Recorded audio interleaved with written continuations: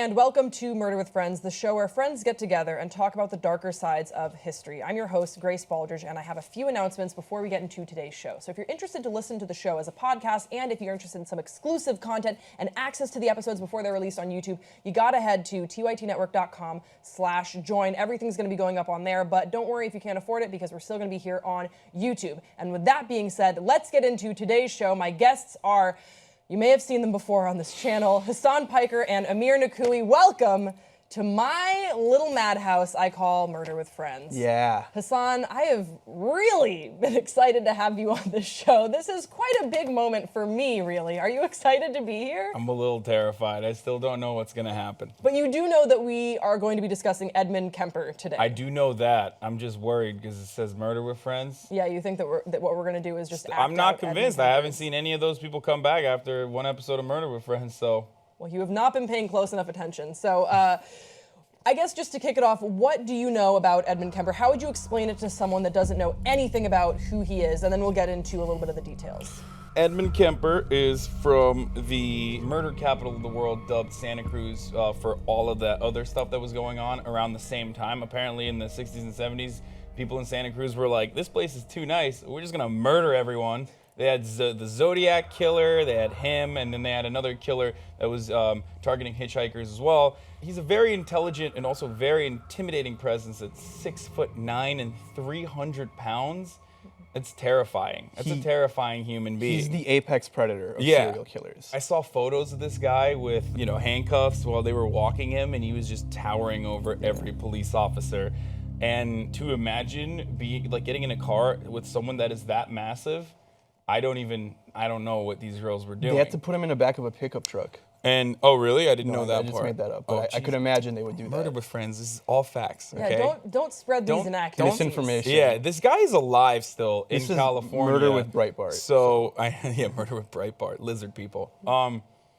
But yeah, no, he's a very interesting killer, and I'm surprised and a little confused as to why you chose him for this episode specifically when I would be on. We had discussed maybe doing Ted Bundy with you, and I think that that's still something that we could talk about. But I wanted to do an episode on a lesser-known serial killer. We've just done Elizabeth Bathory, we did Zodiac.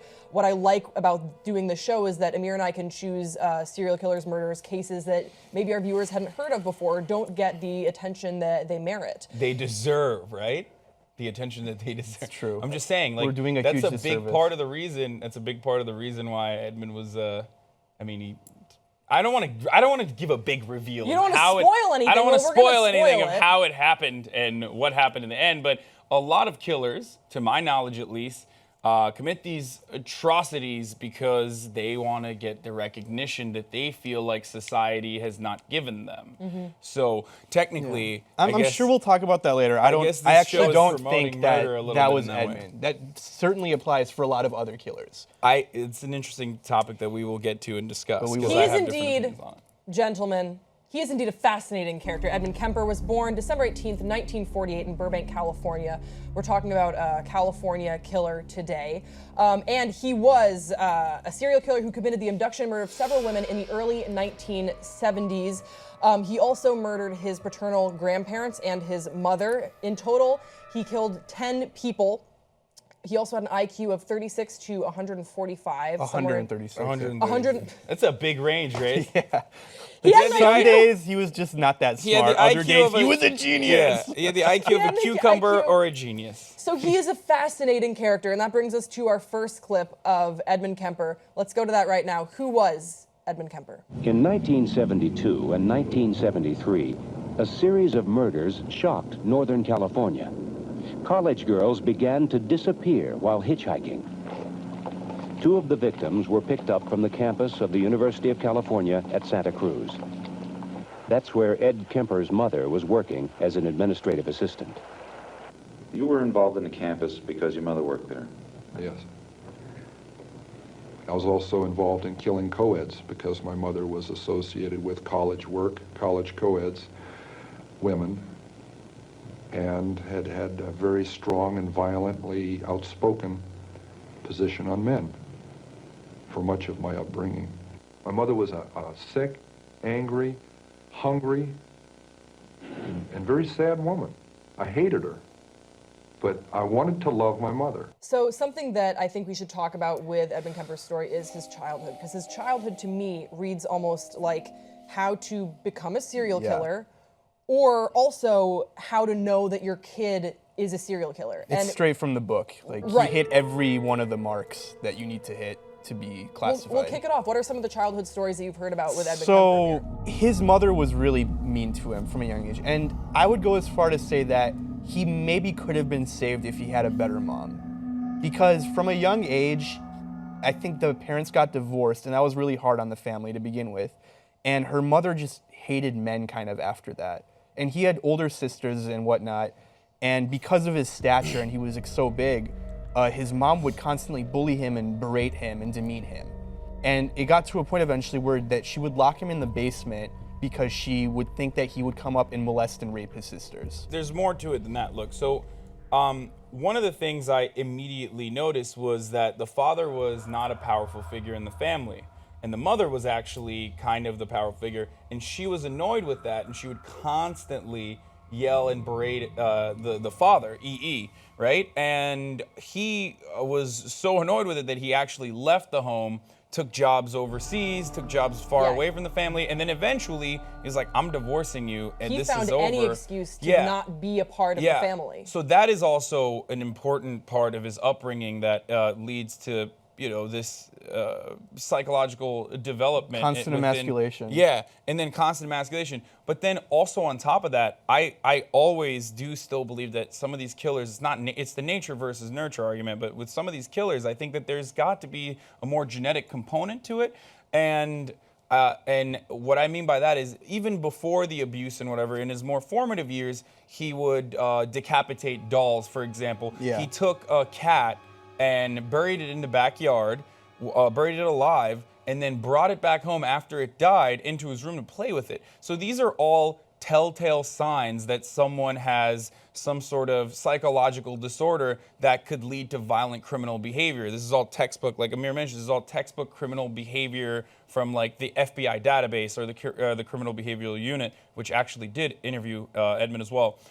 So the mother was abusive, but also had reason to kind of isolate him as well. It obviously wasn't the right thing to do. It wasn't the right way to treat this person, but is this person even treatable if he has this genetic predisposition to committing violent acts, and it's only going to escalate from there on? So you think that maybe one fed the other? Yes. So it was sort of a result of not getting the affection and the attention that he craved from his mother. That's a common theme with Edmund Kemper that I thought was really interesting. He hated his mother, he wanted to love her. He desperately wanted to find a way to love her, but it never seemed like he would amount to anything in her eyes. And then you're saying that because of perhaps a genetic predisposition, that anger fueled even for him to buy into these dark fantasies even more. And I want to address something that you talked about. Yes, he did kill pets as a child, and that's something that I'm sure... Telltale sign. Yeah, you guys are probably familiar with that at home, that if you are killing animals, that's something that a lot of serial killers, Jeffrey Dahmer, Ted Bundy, have said that they did in their childhood. The story about the doll, decapitating the doll, was something interesting, because I heard the story that you heard about he popped the head off of dolls. And then I also saw an interview with Edmund Kemper where he was asked about this. People, always say that you decapitate your sister's dolls. That's really strange. Can you explain it? And he said, yeah, I know that people talk about this with me, but what happened was she broke my toy gun. She had wanted my toy gun, and she broke it. And so I said, well, you broke my toy. I'm gonna break your toy just as bad. So he, popped off the head of the doll, and then he thought to himself, well, she can just pop that head back on. That's not really an effective way to destroy the toy. So he took her sewing scissors and cut off the arms. But when he's explaining this to the interviewer, what I thought was strange was that he was saying, well, fair is fair. And the interviewer was sort of saying, don't you see how that's strange? They were fighting over his toy, broke it, and he's like, I'll show you. And the anger and the dissection that went into destroying her toy was absolutely foreshadowing. And that still plays a huge part of his narrative when you look at how he treated his victims, specifically his final victim, or his final two victims. And that still plays along with the concept that his childhood and his experiences and the retaliation that he felt justified against these people that he felt like wronged him is identical to the treatment of the doll. Yeah, and I think that's a really good place to go to our next video. This is Edmund Kemper reflecting on his childhood. I turned around shrieking, and she hit me in the mouth, and the little keeper on the clasp flew off, little silver buckle thing. And she smacked me. This thing breaks off on my mouth, right? She hits me across the face with this belt and says, "Shut up, the neighbors are going to think I'm beating you." I'm looking at her, what? You know? I'm not supposed to cry out, which is a natural reaction to these great red welts that are going on me. I was a little shit. I got rude downstairs. She took me upstairs and beat the hell out of me. I would like to think it was a better part of my character that was resisting this kind of pressure to fit into some mold that she had the image of as being the good little kid. I'll be damned if I'm going to be that good little kid. I'm getting the hell beat out of me for not being that little kid. I got I don't know what you call it, resistant to it. But again, it's not in manly ways or in prideful ways. It was sneaky, little devious ways. I'd get around that. And one of the ways was, she won't give me an allowance, I'll take money out of her purse. I never robbed her, took all of it. I'd take a dime here, a quarter there, 15 cents there, 50 cents here. She comes in drunk at night, she's not going to know how much change she has. So to rebound on that, she started counting her money at all kinds of odd times to keep on top of me. And it was like a game we played for years. At the age of 13, she finally lets me go visit my father, okay, down in LA, where I was born. I'm in Montana, where she was born. I don't like Montana. It's cold in the winter, it's hot in the summer, it's miserable, and the people up there are nice people, but hey, they're not my people. That's what I'm saying now. I wasn't viewing or voicing those things then. I was feeling them, but I didn't know how to put them into words. So we pick up with Edmund Kemper. He's a teenager. He went to go live with his father, who had remarried and had a whole new family. He stays there for about a month, and then he feels like he doesn't fit. So he goes back home to his mother in Montana, but just like he said in the video, those weren't his people. He didn't fit in there. His mother sends him to live with his paternal grandparents.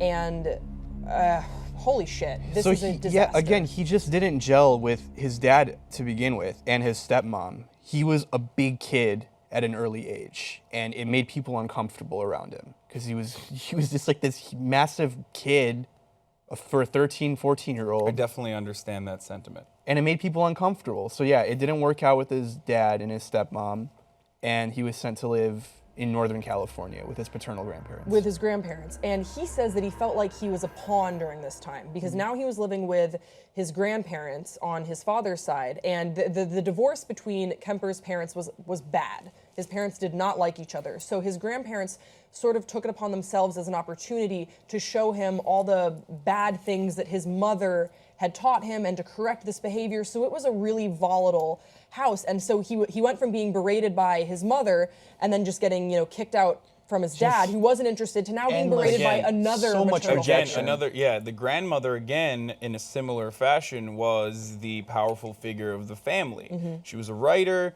and the grandfather was actually kind of more passive.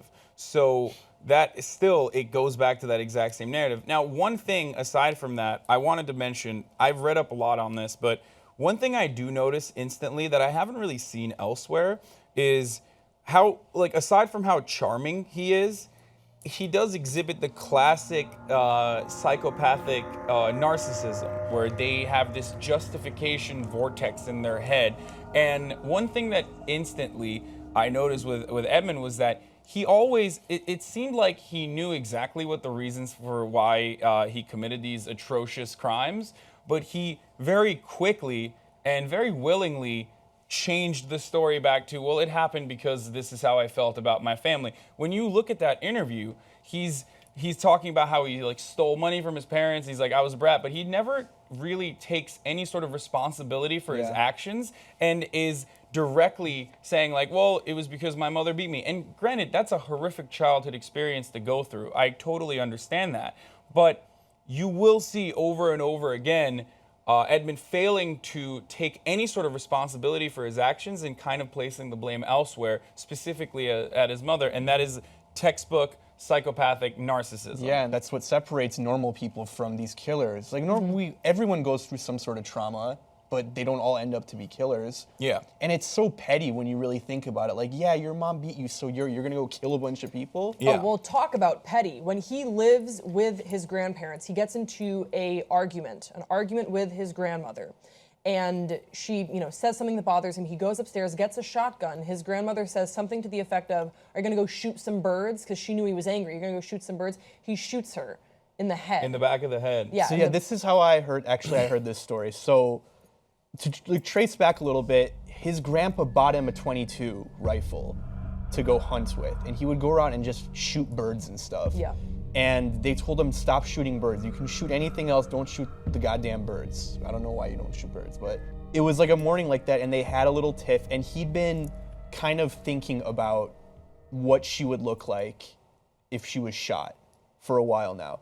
So he said he's gonna go out to go hunting like he normally does. And she was like, okay, she was working on a children's book that she was writing. And he stepped out of the screen door and then turned around, aimed the gun at the back of her head and shot and killed her. Yeah, and actually I found a video from Rob Dyke, who I think is an awesome YouTuber, who illustrates literally what happened that day when he killed his grandparents. Yeah. Let's take a look and react. He grabbed a rifle and shot his grandmother in the head, killing her instantly. Edmund, being as strong as he was, had no issue in dragging his grandmother's dead body to hide it. Suddenly, however, he heard his grandfather's car pull up in the driveway. Afraid of his grandfather being cross with him over what he had done, he met his grandfather out in the driveway and shot him to death as well. Edmund, when questioned about the murders, claimed that he killed his grandfather to, yes, avoid punishment. However, when questioned about why he killed his grandmother, he claimed that he just wanted to know what it felt like. He just wanted to know what it would feel like to kill his grandmother. Yeah. This, to me, this is what's so unsettling about Edmund Kemper, is that he is able to articulate and rationalize his feelings. And in an odd way, it's sort of like he's trying to replicate human emotions, if that sort of makes sense. So go with me on this one. He says that he killed his grandmother in a fit of rage. He killed her, didn't really think it through. This isn't the sort of Edmund Kemper that we would later see where he had really outfitted his whole car to be a murder machine, effectively. He just shoots her in a fit of rage. And then he sees his grandfather coming home, and he's like, oh man, he's gonna be so upset with me when he realizes that I killed grandma, one. Two, he's gonna be so sad that grandma's dead. I better just kill him. Put him out of his misery. And just the way that how his brain is working. It kind of makes sense in a weird, fucked up way. I think that's what's versus unsettling like to me. I don't know. I think of like people like Why does it Ted make Bundy sense and to stuff, you? and like they would just do stuff, and there didn't really seem to be any rhyme or reason. But like he had like a system in his head. He's like, okay, this will be better off for my grandpa, because then he'll never have to know that like I murdered his. That's what his I wife. think was unsettling, that I'm having a hard time putting into And words. in his head, he's not wrong. He's doing him a favor in his own mind. So weird. Anyway, so after he commits the murder, he calls his mother and says, oh my gosh, I just killed my grandparents. What should we do? And she says, you got to call the police. He calls the police. He sits on the front porch, waits for the police to come. The police arrive, and then he goes to the criminally insane unit of Atascadero State Hospital. There he is diagnosed. He was a minor at this point, He was a right? minor. He's 15 years old. He's 15 years old when he kills his grandparents. And he is diagnosed as a paranoid schizophrenic, but then soon after, he is re-diagnosed with personality trait disturbance, passive-aggressive type. What's notable about his time in lockup is that he makes friends with the guards. Again, he is highly intelligent. He makes friends with the social workers. He memorizes the tests that are required to leave the facility. There are about 28 different versions of the test. And because he was so intelligent and so well-mannered and polite, he was given access that other patients were not given. He was able to run tests on other patients as like a lab assistant. Yeah. He quickly rose to the top of that place. And so when he asked to take the test to be released in 1969, he is released. And it was advised by the psychiatrists that work with him that he not go back and live with his mother because it might trigger his violent tendencies. But I was talking with my girlfriend last night, who was a lawyer. I was like, how was that not enforced? How was he able to just move back home with his mom? And she said there probably wasn't a judicial decree or no serious action, formal action was taken to ensure they didn't go back with his How mom. would they stop Right. it too How would if they he stop wanted to him? do that? And like no one else would take him. Like they have to give him somewhere. They can't give him to the state anymore. He was just at Yeah. the state. Yeah. So So like yeah, good riddance. 1969. And another thing, just before we move on, at Atascadero, he spent a lot of time with rapists and other violent criminals, and he would really, like, reportedly, he would enjoy listening to the stories of these different rapists. Also- and he put that in the back of his mind about how they would rape them, what they did wrong, what led them to, like, get caught. And the other part is the manipulative aspect where, like, so this is another thing that's really hard to diagnose with psychopaths is because they're extremely intelligent a lot of the times and socially cunning and also very manipulative, they can easily figure out ways around the test to make sure that they don't seem like a psychopath. Yeah. There's a checklist that's called the PCLR, the Psychopathy Checklist Revised. It's used by criminologists all around the world and psychiatrists and psychologists. But unfortunately, again, it's very hard to diagnose. In some countries, they have incredibly, like, morally questionable ways of treating psychopaths. Like, they will lock them up forever. For example, in Britain, this was like a big point of controversy. So this is something that I thought about. As soon as they realized that this guy had something wrong with him, they didn't correctly figure out if he was a psychopath or not, which they should have. But at the time, the science wasn't really as clear cut on it, and it still really isn't. And then after they had figured that out, how do you treat someone like that? How do you, like, what do? You have to keep him away from humans if you want him to stop murdering people. It's only fairly recently that we've learned that psychopaths, it's almost impossible to treat them. And in fact, they use psychology and psychiatry against the psychiatrist or the psychologist. Yeah. They'll sit there, they'll learn all the techniques, and they'll say what the psychologist wants to hear. If you spend your entire life figuring out how human emotions work because you don't have it, but you want to be a member that's accepted by society. It's a tool in your belt. And yeah. so that's just yet another way of manipulating your way around something that's like manipulating your way around a boundary. Yeah, guys, so, wow, the stage is set. It's 1969. He's released. He moves right back in with his mother, and indeed, his violent tendencies were triggered. And when we come back, we're going to tell you all about the murder spree that Edmund Kemper went on. We'll see you then.